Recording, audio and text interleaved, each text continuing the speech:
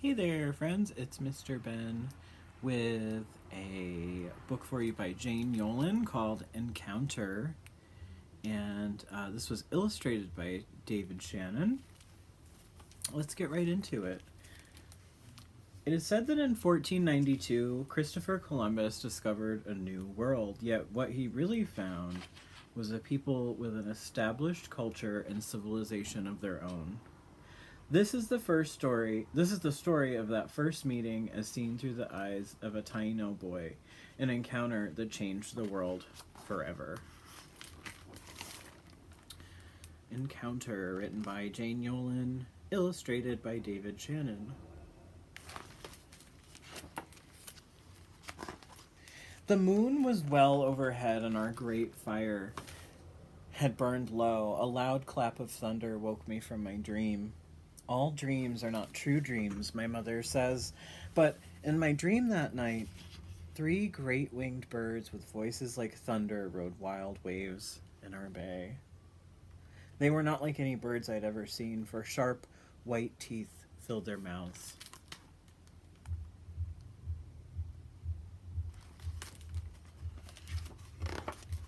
I left my hammock and I walked to the beach. There were my dream birds again, only now they were real. Three great sailed canoes floating in the bay. I stared at them all through the night. When the sun rose, each great canoe gave birth to many little ones that swam awkwardly to our shore. I ran then and found our chief still sleeping in his hammock. Do not welcome them, I begged him. My dream is a warning. But it is our custom to welcome strangers, to give them the tobacco leaf, to feast them with the pepper pot, and to trade gifts. You are but a child, our chief said to me. All children have bad dreams.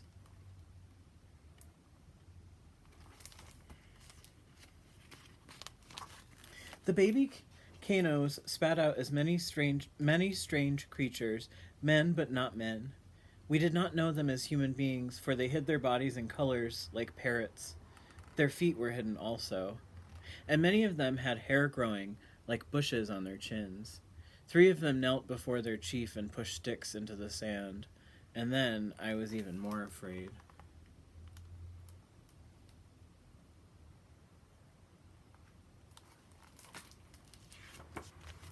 Our young men left the shelter of the trees. I, who was not yet a man, followed, crying, Do not welcome them, do not call them friends. No one listened to me, for I was but a child. Our chief said, We must see if they are true men. So I took one by the hand and pinched it. The hand felt like flesh and blood, but the skin was moon to my son. The stranger made a funny noise with his mouth, not like talking, but like the barking of a yellow dog.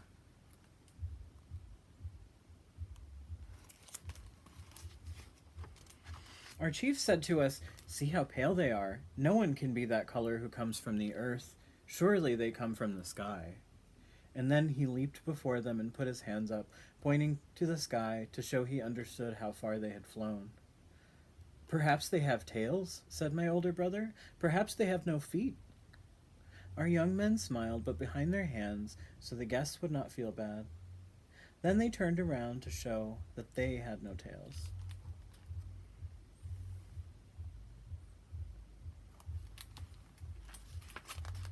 Our chief gave the strangers balls of cotton thread to bind them to us in friendship. He gave them spears that they might fish and not starve. He gave them gum rubber balls for sport. He gave them parrots, too, which made our young men laugh behind their hands all over again, knowing it was our chief's little joke that the strangers looked like parrots. But the strangers behaved almost like human beings, for they laughed too and gave in return tiny smooth balls, the color of sand and sea and sun, strung upon a thread. And they gave hollow shells with tongues that sang chunga chunga, and they gave woven things that fit upon a man's head and could cover a boy's ears. For a while I forgot my dream. For a while I was not afraid.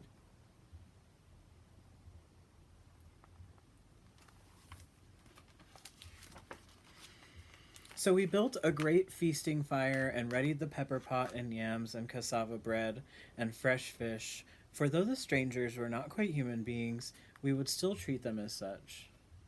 Our chief rolled tobacco leaves and showed them how to smoke, but they coughed and snorted and clearly did not know about these simple things.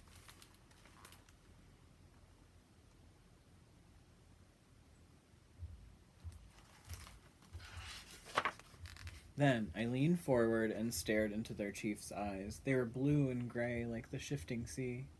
Suddenly, I remembered my dream and stared at each of the strangers in turn. Even those with dark human eyes looked away, like dogs before they are driven from the fire. So I drew back from the feast, which is not what one should do, and I watched how the sky strangers touched our golden nose rings and our golden armbands, but not the flesh of our faces or arms. I watched their chief smile. It was the serpent smile. No lips and all teeth. I jumped up, crying, "Do not welcome them!" But the welcome had already been given.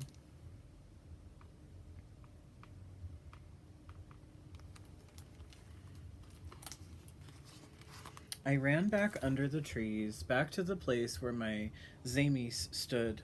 I fed it little pieces of cassava and fish and yam from the feast, and then I prayed. Let the pale strangers from the sky go away from us. My zamis stared back at me with unblinking wood eyes.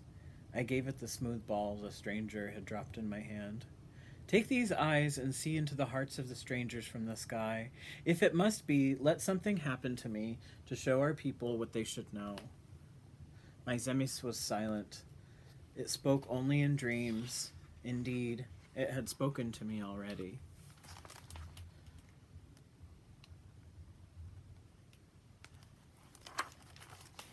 When I returned to the feast, one of the strangers let me touch a sharp silver stick. To show I was not afraid, I grasped it firmly as one would a spear.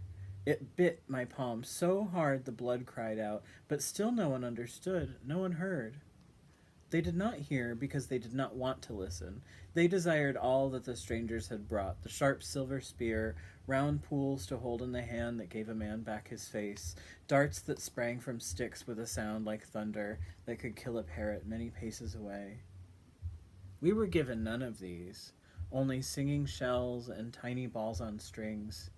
We were patted upon the head as a child pats a yellow dog. We were smiled at with many white teeth, a serpent's smile.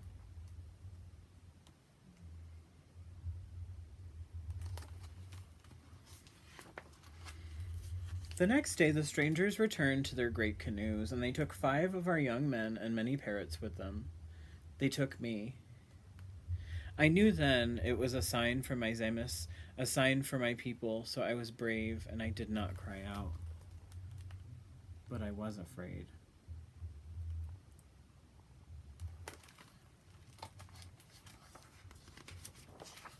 That night, while my people slept on shore, the great sailed canoes left our bay, going farther and farther than even our strongest men could go.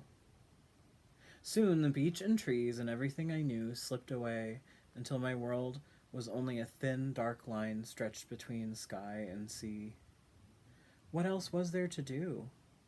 In the early morning, another land lay close enough to see. Silently, I let myself over the side of the great canoe. I fell down and down and down into the cold water, and then I swam to that strange shore.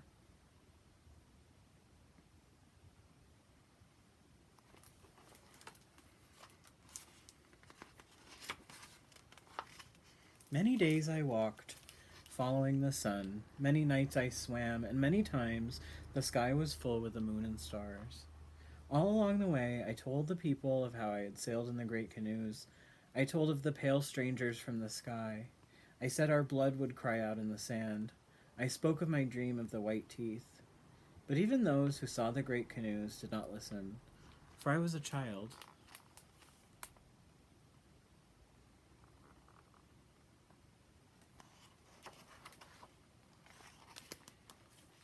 So it was we lost our lands to the strangers from the sky. We gave our souls to their gods. We took their speech into our mouths, forgetting our own. Our sons and daughters became their sons and daughters. No longer true humans, no longer ours. That is why I, an old man now, dream no more dreams. That is why I sit here wrapped in a stranger's cloak, counting the stranger's bells on a string, telling my story. May it be a warning to all the children and all the people in every land.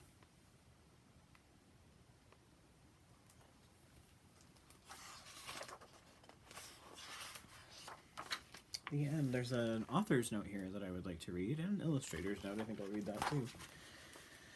When Christopher Columbus landed on San Salvador, his first landfall in the New World, on October 12th, 1492, he claimed the beautiful little green island for his king and queen and country. Yet it was not an uninhabited island upon which he set the Spanish flag. The Taino lived there and called the place Guanahani, after the island's many iguanas. The Taino were a gentle people who wore gold nose rings and gold armbands, sometimes painted their faces and bodies, and always greeted strangers with a feast. Columbus called the tribespeople Indians, mistaking the land for India. In his journal, he wrote that they were, quote, well made, with fine shapes and faces, their hair short and coarse like that of a horse's tail, combed toward the forehead, except a small portion which they suffered to hang down behind. The Taino gave sailors balls of cotton thread and fish darts and parrots in friendship, and in turn the sailors gave them Venetian glass beads, little brass bells, and red caps. They asked in sign where the natives' gold rings and armbands came from. It was the gold that interested them the most. Columbus carried away 10 young Taino men and women, or 6 according to different sources, from the various islands they visited, carting them back to Spain as slaves. Later, when the islands were colonized by the Spanish, the native religions, languages, and lifestyles were changed forever. Though there were originally some 300,000 native islanders, by 1548, a little more than 50 years later, less than 500 remained. Today, there are no full-blooded Taino.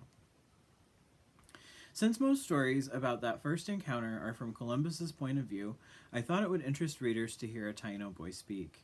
We don't have an actual record of that, so I have recreated what he might have said using historical records and the storyteller's imagination. Now, the illustrator's note says, creating illustrations for this book presented many challenges because little is known about the Taino culture. Apparently, most of their artifacts were either melted down or burned, and those that are left are made of stone. Many mysteries remain, such as the meaning of the fin-shaped stone Zemis on page 1. As far as we know, the native people wore no clothing, so I was faced with the problem of how to present them without offending those who object to nudity in a children's book. I chose to portray them with a cloth covering to be as accurate as possible without interfering with the story. So, that was Encounter by Jane Yolen. A really striking story, and both the text and the images are really powerful, I think, and skillfully done. So I hope you enjoy this. I will be very likely to share this story around what we still call in some places Columbus Day, and other places are calling Indigenous Peoples Day, because I like these historical accounts. That while there is admittedly probably some embellishment is probably the wrong word, but a little bit of imagination in here too. This is based on a true accounts. So with that, be well, take care, and we'll be back again soon with another book for you. See ya.